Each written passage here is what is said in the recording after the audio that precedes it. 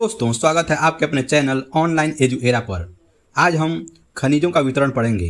जो हमारा सीरीज चल रहा है खनिज तथा ऊर्जा संसाधन, उसमें आज का हमारा टॉपिक है खनिजों का वितरण। हमारा भारत देश अच्छे और विविध प्रकार के खनिज संसाधनों में सौभाग्यशाली है, पर इनका जो बंटवारा यानी वितरण है भारत में असमान रूप से है। कहीं बहुत है तो कहीं पे बहुत कम, कहीं पे तो एकदम शून्य है। इसी को समझने के लिए आज हम खनिज तथा ऊर्जा संसाधन का टॉपिक खनिजों का वितरण कवर करेंगे। हमारे चैनल को लाइक और सब्सक्राइब जरूर करें हमारे साथ जुड़े रहने के लिए। तो मोटे तौर पर प्रायद्वीपीय चट्टानों में कोयले, धात्विक खनिज, अभ्रक व अन्य अनेक अधात्विक खनिजों का अधिकांश भंडार संचित है। जैसे कि मोटे तौर पर प्रायद्वीपीय चट्टानों में, जो भी प्रायद्वीपीय चट्टान है उसमें कोयले, धात्विक खनिज, अभ्रक व अन्य अनेक अधात्विक खनिजों का अधिकांश भंडार संचित है।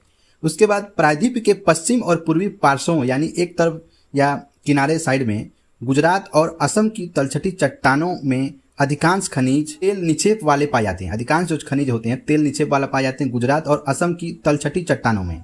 गुजरात और असम की तलछटी चट्टानों में अधिकांश खनिज तेल निक्षेप वाले पाए जाते हैं। प्रायद्वीपीय शैल क्रम के साथ राजस्थान में अनेक अलौह खनिज पाए जाते हैं। प्रायद्वीपीय शैल क्रम के साथ राजस्थान में अनेक अलौह खनिज पाए जाते हैं।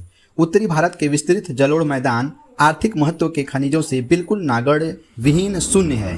उत्तरी भारत के विस्तृत ये जलोढ़ मैदान, जो उत्तरी भारत के विस्तृत जलोढ़ मैदान आर्थिक महत्व के खनिजों से बिल्कुल नागड़ विहीन शून्य है।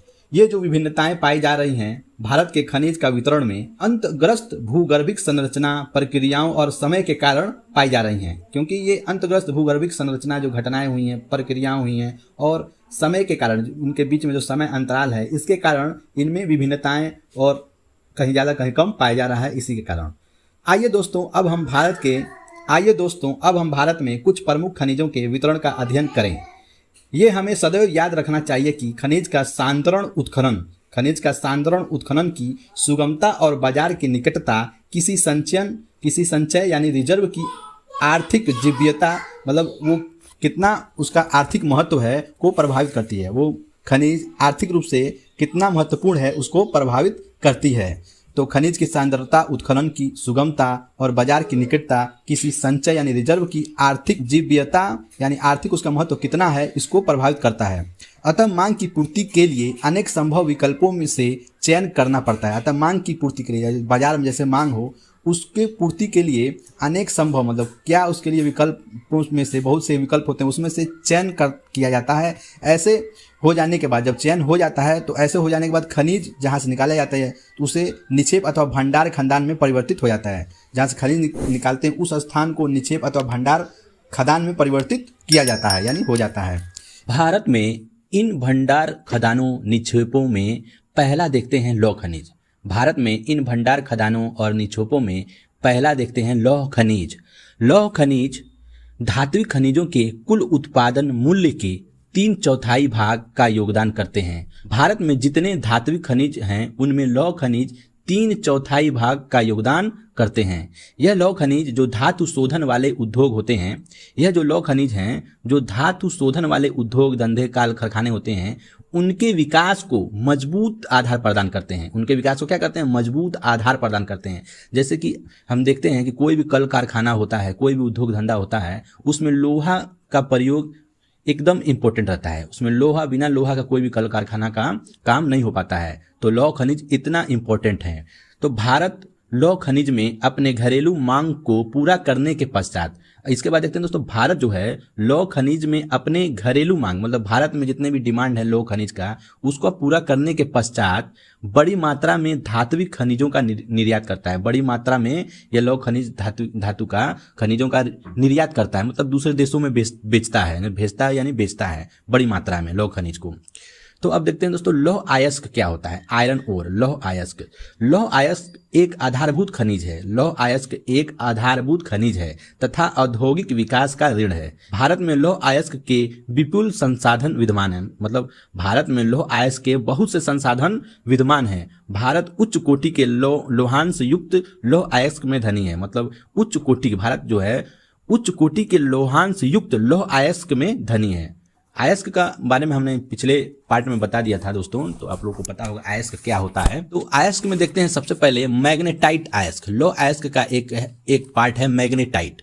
तो मैग्नेटाइट भी क्या है, एक लौह अयस्क है। तो मैग्नेटाइट सर्वोत्तम प्रकार के लौह अयस्क है। जो मैग्नेटाइट होता है वो सर्वोत्तम प्रकार के लौह अयस्क होता है। इसमें 70% लोहा पाया जाता है। इस मैग्नेटाइट में 70% लोहा पाया जाता है। इसका सर्वश्रेष्ठ चुंबकीय गुण होता है। मैग्नेटाइट का सर्वश्रेष्ठ चुंबकीय गुण होता है जो विद्युत उद्योग में विशेष रूप से उपयोगी है। इसका जो चुंबकीय गुण है वो विद्युत उद्योगों में विशेष रूप से उपयोगी होता है मैग्नेटाइट का। अब दूसरा देखते हैं लौह अयस्क में हेमेटाइट। हेमेटाइट सर्वाधिक महत्वपूर्ण औद्योगिक लौह अयस्क है जिसका अधिकतम मात्रा में उपभोग यानी प्रयोग या यूज होता है। यही हेमेटाइट जो है इसका सर्वाधिक मात्रा में प्रयोग किया जाता है, किंतु इसमें लोहांश की मात्रा मैग्नेटाइट की अपेक्षा थोड़ी सी कम है। इसमें लोहांश की मात्रा मैग्नेटाइट की अपेक्षा क्या है, थोड़ी सी कम है। इसमें लोहांश 50 से 60% पाया जाता है। मैग्नेटाइट में 70% पाया जाता है और हेमेटाइट में 50 से 60% लोहा का अंश पाया जाता है हेमेटाइट में। वर्ष सन 2018-19 में लौह अयस्क का लगभग समस्त उत्पादन अर्थात 97% उत्पादन उड़ीसा, छत्तीसगढ़, कर्नाटक और झारखंड से प्राप्त हुआ। मतलब कि जो लौह अयस्क का लगभग समस्त उत्पादन अर्थात 97% उत्पादन उड़ीसा, छत्तीसगढ़, कर्नाटक और झारखंड, ये 4 राज्यों से 97% मतलब लौह अयस्क निकाला गया। शेष उत्पादन 3% अन्य राज्यों से, बाकी जो 3% है 97 में से 3% अन्य राज्यों से हुआ। खनिजों के वितरण में हमने समझा कि कुछ राज्यों में लौह अयस्क ज्यादा आता है तो कुछ राज्यों में एकदम नागढ़ हैं। तो ये खनिजों के वितरण में है दोस्तों। अब हम दूसरे पार्ट में लौह अयस्क की पेटियां देखेंगे कि ये लौह अयस्क की पेटियां कहां कहां तक फैले हुई हैं अपने पूरे भारत में। तो वो बहुत ही इंपॉर्टेंट वीडियो है दोस्तों, इसको देखना ना भूलिएगा। तो हमारे चैनल को सब्सक्राइब और लाइक ज़रूर करिए और दोस्तों को शेयर भी करिए दोस्तों। और इससे आप लोग प्रैक्टिस सेट पे क्वेश्चन आंसर लगाइए ज़रूर, इससे और बढ़िया से आपको याद होगा। तो नोट्स बनाइए और याद करिए। Thank you very much.